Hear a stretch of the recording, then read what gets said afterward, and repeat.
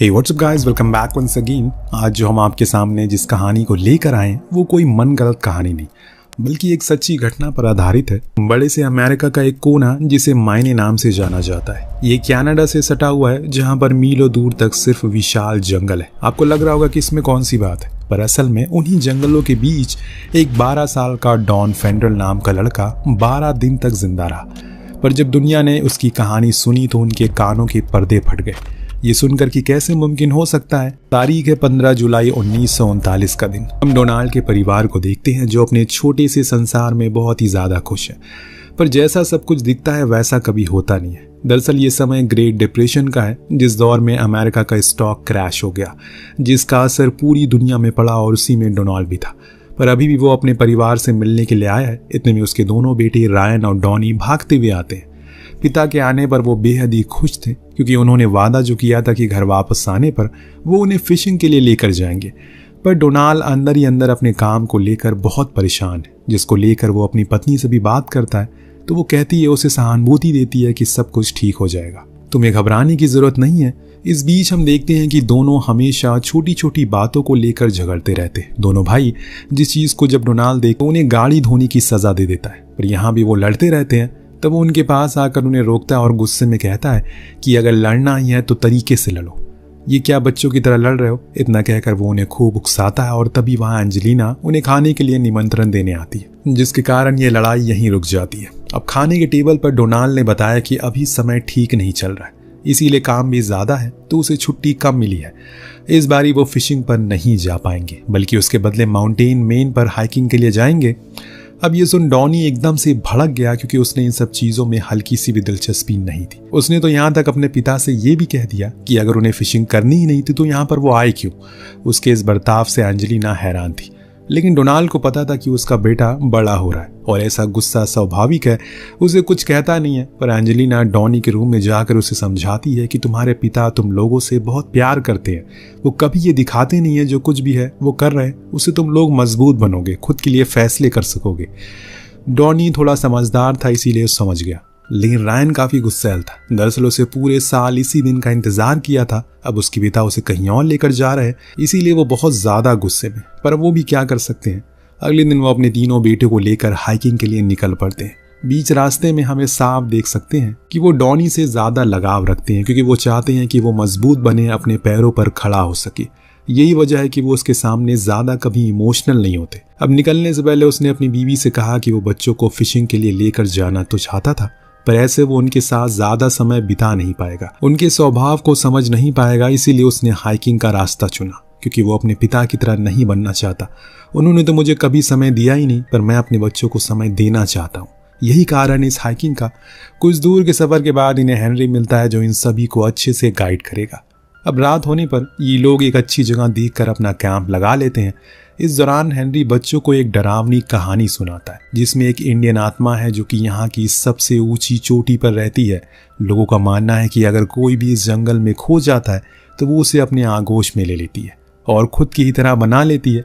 हालांकि डॉनी को पता था कि ये सब उसको डराने के लिए कहा जा रहा है, लेकिन था तो वो एक बच्चा ही, इसीलिए उसे अब कहीं ना कहीं डर लगने लगा है और यही डर उसे पूरी रात सोने नहीं देता। वन की हाइकिंग के लिए सब लोग तैयार थे। उन्हें इस जंगल के बीच से होते हुए आगे की ओर जाना था, जिस दौरान सभी को हेनरी कुछ अलग अलग बातें बताता रहता है ताकि वो इन सब चीजों से घबराए नहीं। बीच बीच में पेड़ों पर बने निशान के बारे में भी बताता रहता है, जिसका अर्थ था कि वो सही रास्ते पर चल रहे। तभी इन्हें ऊपर से आते हुए कुछ दिखाई दिया जिन्होंने संदेश दिया कि आपको जल्दी ही ऊपर जाना होगा क्योंकि मौसम खराब होने लगा है, तो बेहतर है कि यहाँ से लौट जाए।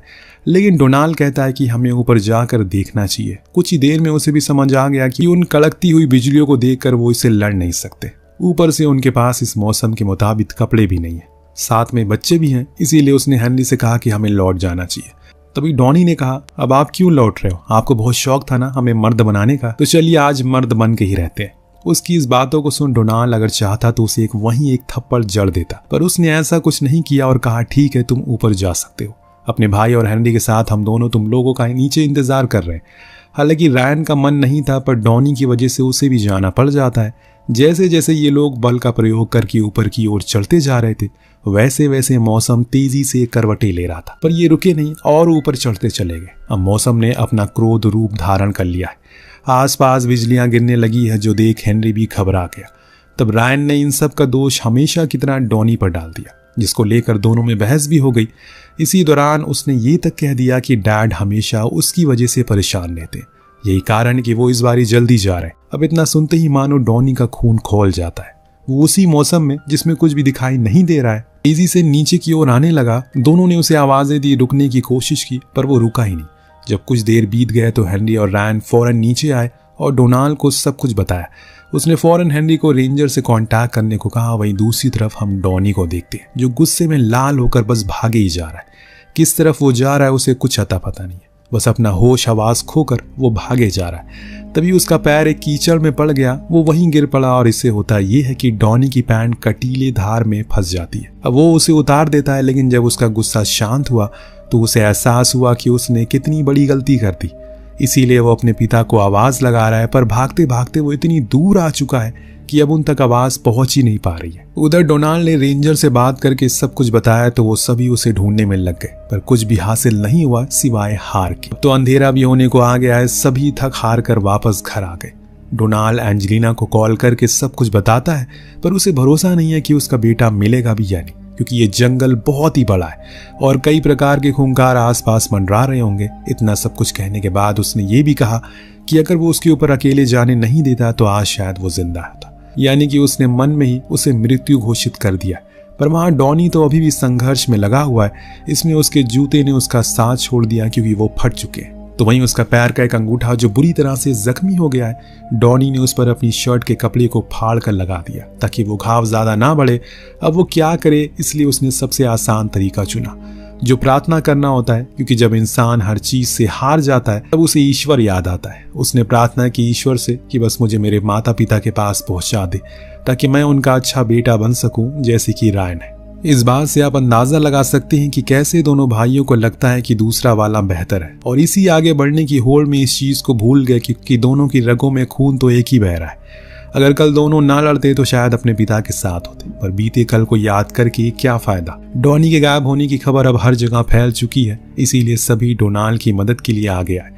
लेकिन ये जंगल बहुत ही बड़ा है, इसीलिए रेंजर को सही प्लानिंग की जरूरत है, जिसमें डोनाल्ड और बाकी लोग उन्हीं की मदद करते हैं। इतने में वहां पर एंजेलिना भी पहुंच जाती है। तो चीफ कहते हैं कि आप लोगों को हौसला रखना होगा, क्योंकि ये काम आसान नहीं है। डोनाल्ड ने कहा कि जब जब मैं अपने बेटों को कैंपिंग के लिए लेकर आता हूँ, उन्हें 3 बातें जरूर सिखाता हूँ। पहला ये कि हमेशा डटे रहो, दूसरा कि हमेशा नदी के सहारे से आगे बढ़ते रहो क्योंकि वो नीचे की ओर बहती है, शायद वो तुम्हें किसी बस्ती तक लेकर जाए। तीसरा और सबसे अहम चीज कि दिमाग को शांत रखो, क्योंकि सारा खेल उसी का है। इधर जब सुबह डॉनी की आंख खुली तो उसने आसपास किसी को नहीं पाया, जो एहसास उसे काफी अच्छा लगा, क्योंकि अब वो कुछ भी कर सकता है बिना किसी के डर के, बिना किसी की रुकावट के। अब उसके डैड भी वहां नहीं है। अब थोड़ी देर के लिए उसे तो काफी मजा आता है, लेकिन अगले ही पल उसे अकेलेपन का डर सताने लगता है। उसने अपने पिता की कही हुई बात को फॉलो किया और नदी के सहारे से आगे बढ़ता चला गया, लेकिन ये इतना भी आसान नहीं होता, और इस चीज को याद करके बार बार उसके पैर पर लगा वो घाव उसे याद दिला रहा था, जो वक्त के साथ साथ सड़ना भी शुरू हो गया। उसने क्या किया, दोनों ही पैरों में कपड़े बांध लिए और फिर दोबारा से चलना शुरू किया। अब बीते 3 दिनों से चलते चलते उसकी हालत ने जवाब दे दिया, ऊपर से कुछ खाया तक नहीं उसने। तो वहीं पर लगी कुछ बियर्स को वो खा लेता है, जो देख आप अंदाजा लगा सकती हैं कि वो किस कदर भूखा है। पर उसकी भूख और प्यास एक ही झटके में खत्म हो गई जब उसने अपने सामने एक वाटरफॉल को देखा, जो उसकी मायूसी को थोड़ी देर के लिए खत्म कर देता है। सबसे पहले तो वो खूब नहाता और फिर कुछ देर बैठा रहता है। उसने अपने पैरों में कुछ चिपका हुआ देखा, ये दरअसल लीच थी जो उसके खून को चूस रही थी। उसने फौरन उन सभी को अपने शरीर से अलग किया। तब उसे पता चला कि ये जंगल सिर्फ देखने में खूबसूरत है, असल में इसके अंदर आप एक जगह पर ज्यादा देर खुद को ठहराव नहीं दे सकते, वरना खतरा आपको खा ही जाएगा। अब डॉनी के लिए सबसे बड़ी मुसीबत थी रात में पड़ने वाली ठंड, जो उसके खून को एक हद तक जमा ही देती है, इसीलिए वो उस चीज से बचने के लिए कुछ करना चाहता है। अगर उसे आग जलानी आती तो यहाँ सबसे आसान तरीका था, पर शायद अभी ये ख्याल उसके दिमाग में नहीं आया होगा, या फिर उसे पता ही नहीं होगा कि ऐसे हालातों में आग कैसे जलाई जाती है। उधर घर पर एंजेलिना को आइडिया आता है, जिसके चलते उसने सभी न्यूज रिपोर्टर को कॉल किया। कहा कि अगर वो उनकी बेटी की मिसिंग होने की न्यूज को चलाएंगे तो उसके रेस्क्यू के लिए ज्यादा से ज्यादा वॉलंटियर जुड़ सकेंगे। वो सभी मान गए और कुछ इस तरह से कुछ और लोग उनके साथ आ गए। 6 दिन बीत चुके हैं और उस 12 साल के लड़के को उस जंगल पर अभी भी वो बस चले ही जा रहा है। उस घाव से भरे पैरों के साथ उसने कई मील का सफर तय कर लिया। उसकी मंजिल कहाँ है उसे खुद नहीं पता, लेकिन हाँ एक आसरा जैसा कुछ उसे आज दिखा है। दरअसल ये एक झोपड़ी थी जो शायद यहाँ पर रह रहे किसी इंसान की होगी, जो सेम डॉनी की तरह ही भटक गया होगा। उसी उम्मीद में वो अंदर गया, शायद कोई उसे मदद के लिए मिल जाए। लेकिन वहां पर सिर्फ एक बक्सा था, उसके कुछ नहीं मिला। उसके अलावा उसे कुछ नहीं मिला जिसके अंदर सिर्फ एक ही काम की चीज थी, वो था कटीले चम्मच, जिसको डॉनी मछली पकड़ने के लिए रख लेता है। वो बहुत कोशिश करता है लेकिन इस काम में भी वो असफल रहता है। तो फिर उसने अपना दिमाग लगाया और अपनी शर्ट को उठाकर उसी से एक जाल बनाया, जिसमें जाकर फाइनली वो एक मछली को हासिल कर ही लेता है। लेकिन सिर्फ हासिल करना ही टास्क नहीं था, बल्कि अभी तो उसे खाना भी है, जिसके लिए इसे पकाना पड़ेगा और उसके लिए चाहिए आग, जो इस जगह पर सिर्फ पत्थर से जल पाएगी। और ये काम तो डॉनी से हो नहीं पाता। वो थक हार कर उसे कच्चा ही खाने लगता है। अब यहाँ डॉनी को वो लम्हा याद आता है जब उसकी माँ उसके लिए स्वादिष्ट पकवान बनाकर लाती थी। फिर पूरा परिवार साथ में बैठकर खाता था, लेकिन उसमें भी वो हमेशा नखरे किया करता था या फिर हर छोटी सी छोटी बात पर लड़कर चला जाया करता था। लेकिन आज उसे अपनी सारी गलतियों का पछतावा हो रहा है। वो अपने पूरे परिवार को बहुत ही ज्यादा मिस भी कर रहा है, जो चीज बहुत इमोशनल उसे कर देती है। लेकिन सच्चाई तो यही थी कि वो अभी भी यही इसी सुनसान वीरान जंगल में अकेले एक झोपड़ी में बैठा है। वहाँ दूसरी ओर उसकी माँ उन लोगों की मदद कर रही है जो उसे ढूंढने के लिए इकट्ठा हुए हैं। कुछ रेस्क्यूअर को एक गुफा मिलती है जिसे देख लोगों ने अनुमान लगाया शायद डॉनी अंदर होगा। कुछ का कहना था कि अगर वो अंदर गया तो उसका बचना नामुमकिन है। इसी को चेक करने के लिए किसी को तो अंदर जाना पड़ता है, क्योंकि ये दरार बहुत ही तनाव भरी है। तब रायन हाथ खड़ा करता और कहता है कि मैं जाने को तैयार हूँ। डोनाल्ड और एंजेलिना प्रे करने लगे बस अंदर डॉनी की लाश ना हो, वरना वो अंदर से टूट जाएंगे। अब जब रायन अंदर गया तो उसे लाश दिखी, लेकिन ये किसी जानवर की थी, इसीलिए वो फौरन आकर बाहर अपने पिता को बताता है कि वो भी जिंदा है। और ये सुन उनके अंदर एक और उम्मीद जाग उठी। पर कुछ देर जब चीजें शांत हुई तो रायन को एहसास हुआ कि अगर वो उस दिन अपने भाई से नहीं लड़ता या फिर उसे वो चीजें नहीं कहता तो आज वो उनके साथ रहता। पर उसके पिता उसे समझाते हैं कि ये बस उनकी वजह से हुआ है। उन्होंने अगर उसे रोक लिया होता ऊपर जाने से तो शायद ये सब कभी होता ही नहीं। अब इधर 8 दिन बीत चुके हैं, पर आज सब कुछ अलग हुआ, क्योंकि आज डॉनी को एक चॉपर की गड़गड़ाहट सुनाई दी। पर अफसोस कि जब तक वो उसे आवाज लगा पाता वो जा चुका था। लेकिन अब डॉनी ने भी कोशिश करना छोड़ दिया है। वो उम्मीद हार चुका है, यहाँ तक कि उसके शरीर ने भी जवाब दे दिया और इसीलिए वो वहीं थक कर लेट जाता है। बस अपनी आंखें बंद कर ली उसने। उसे महसूस हुआ कि उसके सामने वही इंडियन आत्मा है जो उसके चारों ओर अपने पंखों को समेट खड़ी है। लेकिन अब वो उसे डर नहीं रहा है, बल्कि वो तो उसे ये कह रहा है कि वो अपने पिता से बहुत प्यार करता है। पर जब वो बड़े हो गए तो उनके पिता उनसे दूर हो गए और यही चीज मुझे उनसे और दूर ले गई।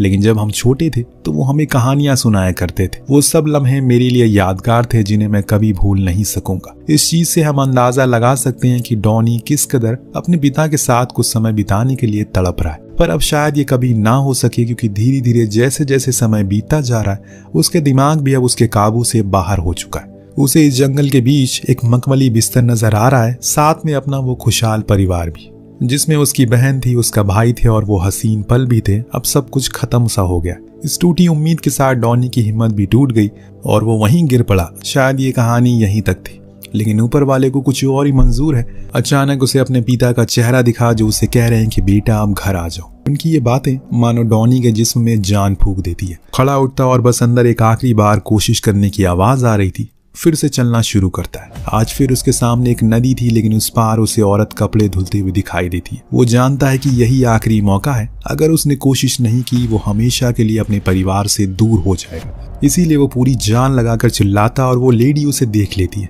और वो फाइनली उसे रेस्क्यू कर लिया जाता है। रेंजर का कहना था कि डॉनी ने तकरीबन 80 मील का सफर अकेले तय किया। उस जंगल में वो सिर्फ कच्ची मछलियां और जंगली बेरीज को खाकर जिंदा रहा, जो किसी भी शख्स के लिए बहुत ही कठिन होता है। लेकिन आज फाइनली वो अपने परिवार से मिला, जो कि बहुत ही भावुक पल था सभी के लिए, खासकर रायन के लिए, क्योंकि आज उसे जाकर अपने भाई मिल ही गया। खटास दोनों के बीच थी, वो हमेशा के लिए खत्म हो गई। वहीं उसके पिता जो कि रेस्क्यू के दौरान घायल हो चुके हैं, जब वो अपने बेटे को देखते हैं तो अपने सारे दर्द को नजरअंदाज करके उसे जाकर गले से लग गए, क्योंकि हर माँ बाप के लिए उनकी सबसे बड़ी दौलत उनकी औलाद होती है। अगर उनके जीते जी उन्हें कुछ हो जाता है तो वो उसी दिन अंदर से मर जाते हैं। जब इस कहानी को पूरी दुनिया ने सुना तो किसी को यकीन नहीं हुआ कि ये कैसे हो सकता है, लेकिन ये डॉनी ने करके दिखाया। आखिर में हमें कुछ रियल फुटेज पेश की जाती है और उस शख्स से मिलवाया जाता है जिसने इस सर्वाइवल को हकीकत में तब्दील किया, जिसका नाम है द डॉन फेंडलर। वेल दोस्तों, मैं आपसे एक ही चीज कहना चाहूंगा, अगर आप में हिम्मत है तो आपको कोई रोक नहीं सकता। वो एक कहावत है ना कि कौन कहता है कि आसमान में सुराख हो नहीं सकता, एक पत्थर तो तबीयत से उछालो यारो। वेल, आपको कहानी कैसे लगी हमें कमेंट करके जरूर बताएगा। मिलते हैं अगली वीडियो में। Thank you so much watching. Peace out.